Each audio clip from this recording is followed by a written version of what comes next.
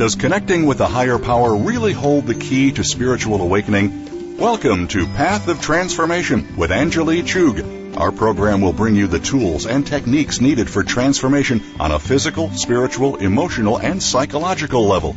Now, here's your host, Anjali, Chugh. Welcome to the show, friends. You're listening to Path of Transformation on Seventh Wave Voice America. Now, friends, we all know it's holiday season, the best time of the year, and it's painful at the same time to see so many people grieving behind those closed doors. I really hope that each one of us takes a pledge to mitigate the pain of at least one person we know. It's time we stop ignoring the grieving souls and consider it our duty to lessen the pain of a co-traveler on this path of transformation. The impact of grief on human behavior is more often than not underestimated. We humans are emotional beings, and even the slightest threat of separation from the one we love rattles our nervous system to the extent that we sometimes lose the ability to function like normal human beings. We all know that our powers are tied to our emotions in a way, and in the wake of a sudden or unexpected setback or an emotional upheaval, we oftentimes lose the power of combating stressful life situations.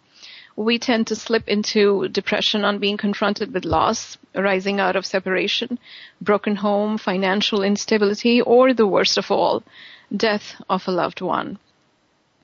Although it's normal for anyone to grieve the loss suffered, it proves devastating for the mind and body if the grieving period exceeds a certain acceptable time frame. If grief is not handled and taken care of in the initial stage itself, it can create unimaginable bodily disorders. The sooner a grieving person completes the grieving cycle, the faster he's able to bring back normalcy in his daily life. Now, problem arises when the person feels stuck and is not able to move on.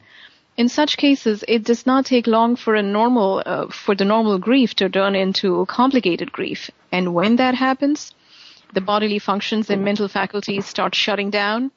It feels like living in a limbo, and who would want to live like that? What could be better than asking a grief counselor what grief does to mind, body, and soul? And what could be the far-reaching effects? We have today with us Wendy Martins. She's the owner of New Pathway to Health. She has been a grief counselor since 2002 and is also a nationally certified counselor. Wendy Martins is a certified holistic health counselor and a member of National Associations of Drugless Practitioners. Her passion is to help women transform their mind, body, and soul into a dynamic, strong, and spiritually aware individuals that they are meant to be. So, Wendy, welcome to the show. Well, thank you, Anjali. It's nice to be with you. I'm so glad that you could finally find time out of your busy schedule, and thank you so much for coming. Oh, you're more than welcome. Okay, one thing that I most certainly want to know from my guests is what led them down the path of transformation. So on the same note, I'm interested to know about your story of transition.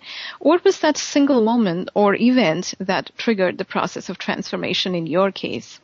Well, in my case, it was when my son died. My world fell completely apart.